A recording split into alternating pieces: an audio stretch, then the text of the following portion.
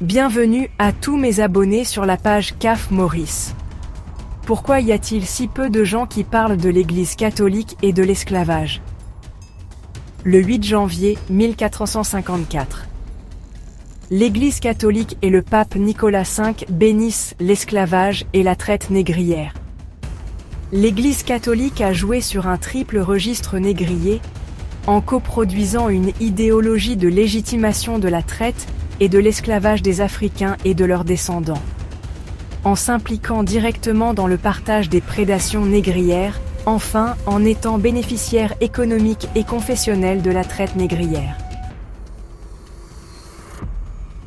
L'Église catholique a joué sur un triple registre négrier, en coproduisant une idéologie de légitimation de la traite et de l'esclavage des Africains et de leurs descendants, en s'impliquant directement dans le partage des prédations négrières, enfin, en étant bénéficiaire économique et confessionnel de la traite négrière.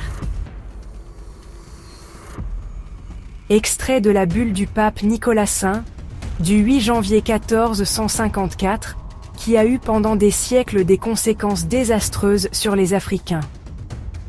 Nous avions jadis, par de précédentes lettres, concédé au roi Alphonse du Portugal, entre autres choses, la faculté pleine et entière d'attaquer, de conquérir, de vaincre, de réduire et de soumettre tous les Sarrasins, c'est-à-dire les Africains, païens et autres ennemis du Christ où qu'ils soient, avec leurs royaumes, duchés, principautés, domaines, propriétés, meubles et immeubles, tous les biens par eux détenus et possédés, de réduire leurs personnes en servitude perpétuelle, de s'attribuer et faire servir à usage et utilité ces 10 royaumes, duchés, contrées, principautés, propriétés, possessions et biens de ces infidèles Sarrasins, Africains et païens. Beaucoup de Guinéens et d'autres Noirs qui avaient été capturés, certains aussi échangés contre des marchandises non prohibées ou achetées sous quelque autre contrat de vente régulier, furent envoyés dans les 10 royaumes.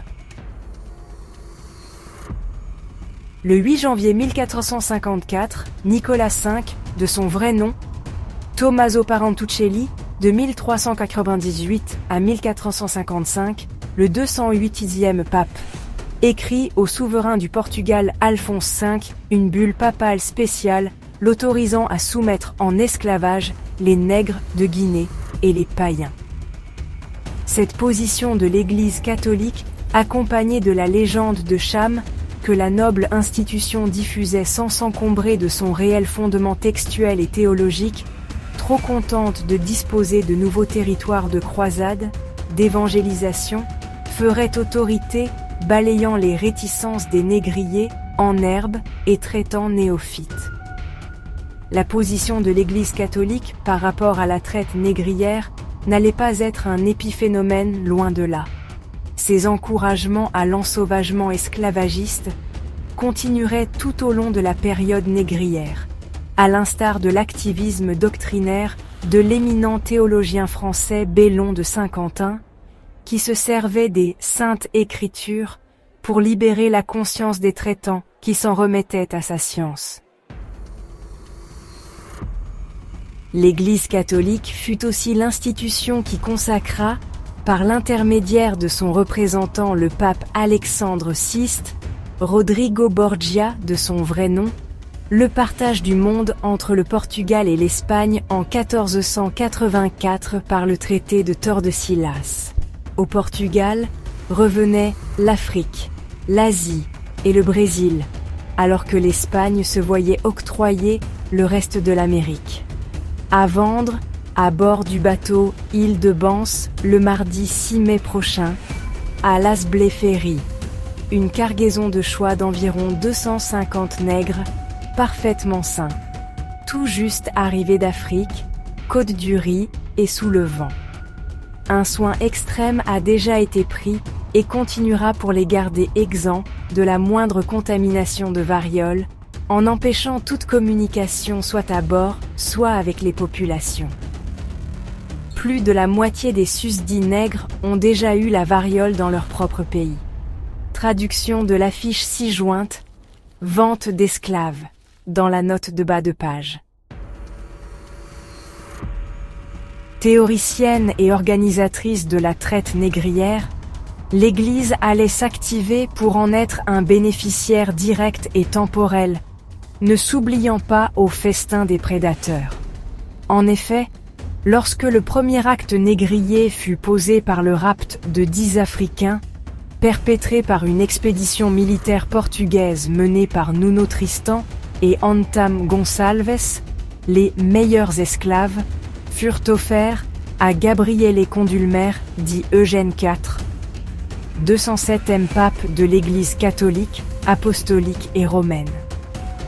À cela s'ajoutent les esclaves qui travaillaient dans les abbayes, monastères et autres lieux de résidence des religieux, soumis à toutes les servitudes liées à leur double statut de biens meubles et d'esclaves par nature, convertibles à souhait au christianisme. Il ne faut pas oublier en sus le code noir qui régissait dans les colonies françaises l'ensemble des soumissions et tortures légales des esclavisés, tous les instants de leur quasi-existence étant par décret orientés vers l'économie de plantation. Ce code fait expressément référence à l'Église catholique, seule religion autorisée dans les colonies, monopole sur le marché du divin. Il convient par conséquent de rendre au christianisme négrier ce qui lui revient, de s'armer d'une intransigeante culture de veille devant les nouveaux assauts de révisionnisme décuplés depuis que la question des réparations à la traite négrière est abordée dans les grands forums internationaux comme Durban. La soudaine publicité au vaudou béninois se termine rituellement dans les médias occidentaux par l'allégation avec pseudo-témoignage de la participation volontariste du Dahomey à la traite négrière. De telles indigences intellectuelles, programmées pour produire des effets de désagrégation des dynamiques afro-diasporiques en cours, et pour insensibiliser les opinions publiques occidentales à leur culpabilité historique, procèdent par compilation sélective des faits relatifs à la traite négrière.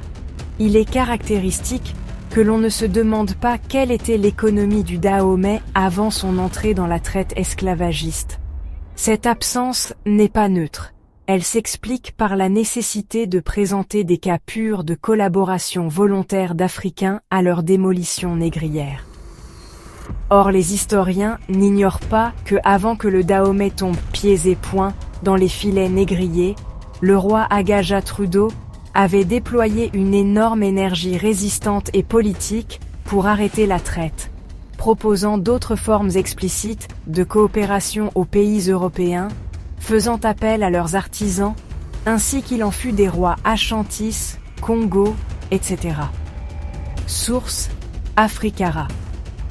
Merci à tous nos abonnés et followers. Continuez de nous suivre et de partager au maximum nos publications. Restez à l'écoute pour nos prochaines publications sur TikTok, YouTube et Facebook.